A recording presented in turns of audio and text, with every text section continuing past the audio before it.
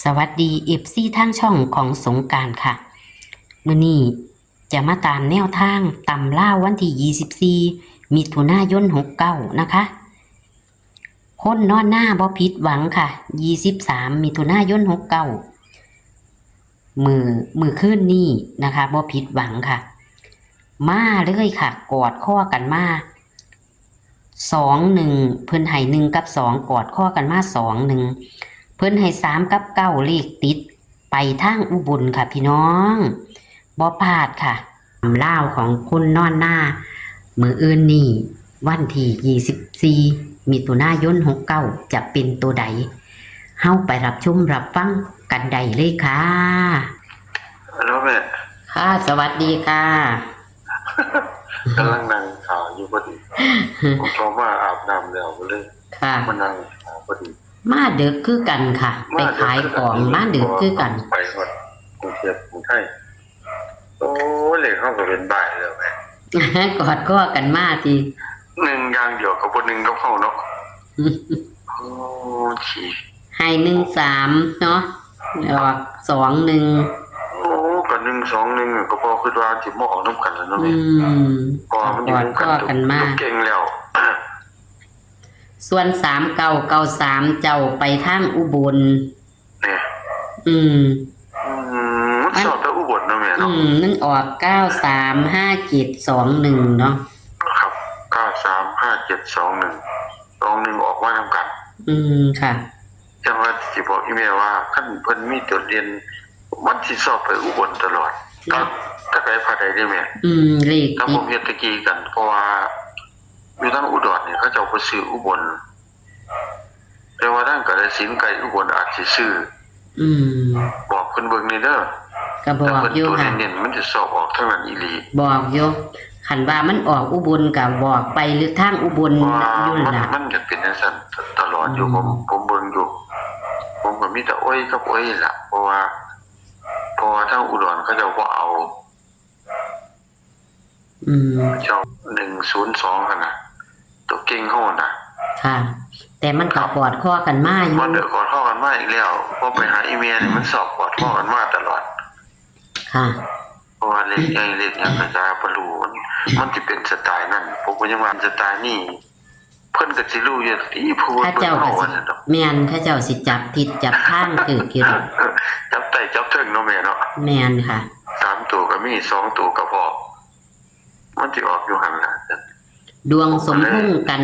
เขาเจ้าก็ได้อยู่แล้วล่ะกันก็เจ้าเนี่ยคนนอนหน้าเพิ่นนี่ว่าเพิ่นถามเพิ่น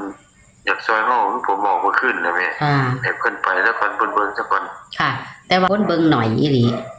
หน่อยก็ยากเพิ่นแม่มันเป็นถ้าเลขบ่เข้ามันจะเป็นแบบนั้นล่ะวะมันเป็นซุมื้อเด้มันออกซุมื้อเด้แม่แม่นอยู่ดอกจักเขาเจ้า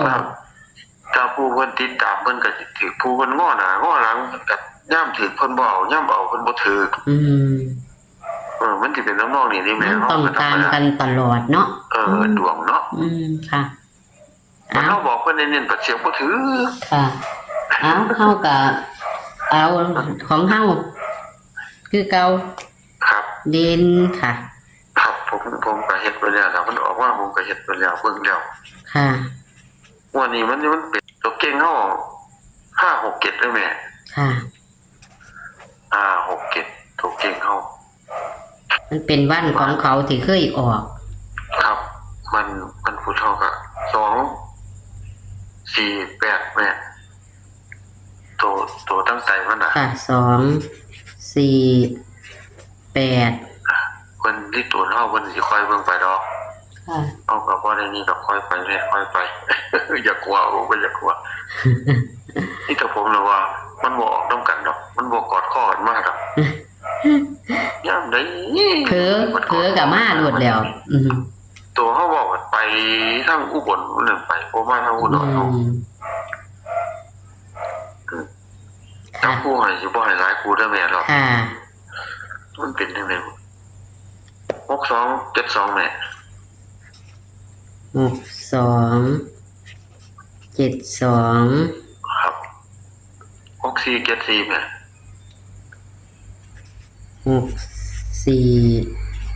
6474 74ครับผมสิเน้นเจ็ดตอนพอหนึ่งคือมือนั้นมือว่าเนี่ยดอก อืม เน้นเจ็ด ค่ะ ถ้ามักจังไดก็เอาเจ็ดเน้นเจ็ดเพิ่นว่าเดี๋ยวไปใส่คู่ได้ก็เอาไปใส่รถกันจับให้เฮาบ่ถึงนี่ อืม นั่นล่ะความผิดศอกก็เอาผู้ใดเพิ่นว่าแต่ว่า5 6 7นี่คือเจ็ดตรงนี้แม่ อืม ผมว่า1ตรงนี้ล่ะเฮาก็บ่เอา1 3 1 4 1อ่ะ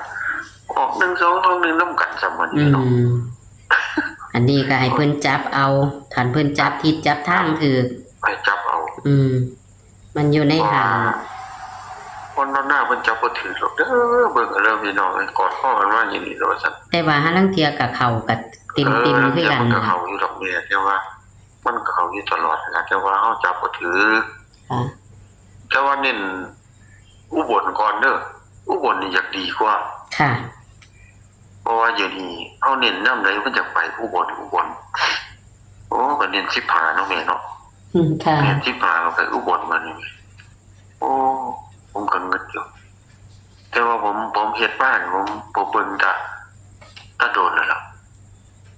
ก็รู้อยู่ว่าทั้งอุบลเพิ่นเอาตัวนั้น อืม แต่ว่าถ้าเฮาผิดพลาดมันก็บ่ผิดมันสิไปอุบล ค่ะ ก็ตัวใดผมเน้นก็ให้1ทั้งอุบลนำแน่ผู้อยู่ไกลทั้งนั้น ผู้เพิ่นเบิ่งทางอุบลก็ให้เพิ่น ครับ จับทิศจับทางเอา ค่ะ ถ้ารูดก็คือรูด7เด้อแม่เด้อ ค่ะ 7กับ3มันก็อยู่ใกล้ๆระยะดอกแต่ผมมันบ่อยู่ในแคตตาล็อกเฮาผมเลยเอา7 ค่ะ ครับ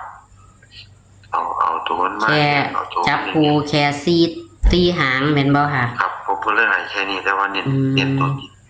7มี7ถ้าผมบ่จับให้ก็7 8ก็นำรถคือกันล่ะ อ๋อคือจับให้หน่อยนี่ 7 2กับ7 ให้พระเจ้าจับเอาแม่นบ่ค่ะอยู่ในหัน ครับ อืม ครับ6ก็คือ6 2 6 4แหละแม่แต่ผมเลยเน้น7 อืม แล้วผมเน้นบ่ถือคนสิลงมา6กับ6 2 6 4แหละแม่ ค่ะ ครับนั่นล่ะอยู่หั่นล่ะ68กับ68นั่นล่ะเพราะว่ามันจับให้อยู่นี่อยู่แต่ผม อืม ส่วนตัวมันมาคัน ค่ะ ถ้าบ่แม่นก็สิลงมา6 2 6 4นะแม่ถ้าบ่เป็น7ก็ได้ ค่ะ ครับจันเนาะแม่เนาะ ค่ะ ค่อยเดินค่อยไปเฮา ค่ะ มันสิได้ตัวเฮาดอก ค่ะขอบคุณค่ะ เห็น โอ้ เพิ่น ยจังหวะ น้อย ให้เพิ่นเรียกตูนเนี่ย ครับมันน้อยมันหลายเพิ่นก็สิได้ตัวเฮาดอกโอ้ยจะเรียกตัวเนาะย่ำใดก็ย่ำนั้นย่ำใดก็ย่ำนั้นเพิ่นก็สิว่าอยู่ดอกติ ค่ะ เพิ่นติดตามหน่อยเพิ่นก็เบิ่งหน่อยเพิ่นติดตามหลายเพิ่นก็สิเบิ่งเฮาข้อมูลนั่นล่ะ ขันย่ามเลขเขากับเบิ้งหลายอยู่ เป็นพันกว่าอยู่ โอ้ยมันก็หลายเนาะ แต่ว่ากับมีอันผู้ถามหานั่นล่ะ เป็นช่วงดอกค่ะ ครับมันก็เป็นช่วงเฮา อืม ค่ะ แต่ว่าเฮาก็บ่ค่อยขาดเนาะแม่บ่ได้แท้เนาะ ค่ะ โอ้มันบ่ซอยเฮาสิหรอก ค่ะ ตามนั้นเนาะแม่เนาะ ค่ะ ค่ะ ค่ะ ครับบ่6กับ7ละบ่6 7กับ6นั่นล่ะแต่ผมเน้น7เด้อ ค่ะ ครับครับครับ ครับ ขอบคุณค่ะ สวัสดีค่ะ ครับครับ ชั่วโมงบางหนึ่งหันนะคะเลขก็ออกไปแล้วเลขของคนนอนหน้าก็บ่ผิดหวังก็คือเลขเด่นนะคะ พี่น้องเลขเด่นมากอดข้อกันมาแล้วพี่น้องเผลอบ่ได้ค่ะเผลอบ่ได้เลยกอดข้อกันมาเลขออก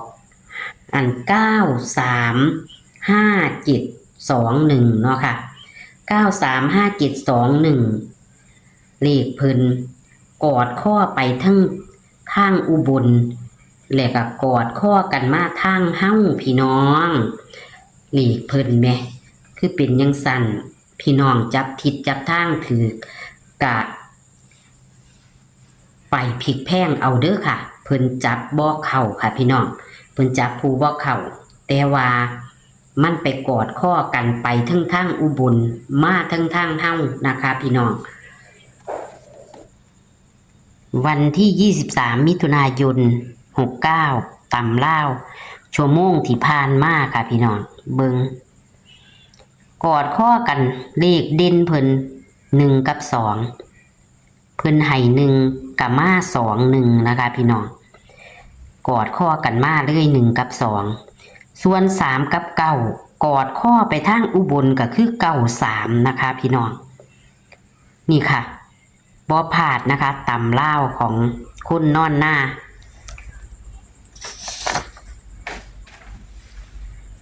วันที่24มื้ออื่นนี่พี่น้องเพราะว่าเฮาทายทำไว้ย่ามกลางคืนนะคะพอเลขออกแล้วเพิ่นก็ให้เลยนะคะ24มิถุนายน69มื้ออื่นวันพุธนะคะพี่น้องตำล่าวบ่ให้หลายหางค่ะพี่น้องให้แค่4หางเน้นคือปากกาแดงฉีดไว้เด้อค่ะพี่น้องตัวเด่นของเพิ่น5 6 7ตัวติด2 4 8ระวังกอดข้อกันอีกค่ะพี่น้องเพิ่นเลยบ่ให้หลายหางเพราะว่าเลขเพิ่นมันกอดข้อกันดีคันผู้ใดบ่มักที่เพิ่นจับให้นะคะพี่น้องก็จับเอาเลยค่ะจับทิศจับทางของเพิ่นถือแล้วจับเอาอยู่ในหันเด้อค่ะพี่น้องเอาโชคมันกับคนนอนหน้ามื้ออื่นนี่24มิถุนายน69ตำล่าววันพุธนี้โชคมันค่ะสวัสดีค่ะ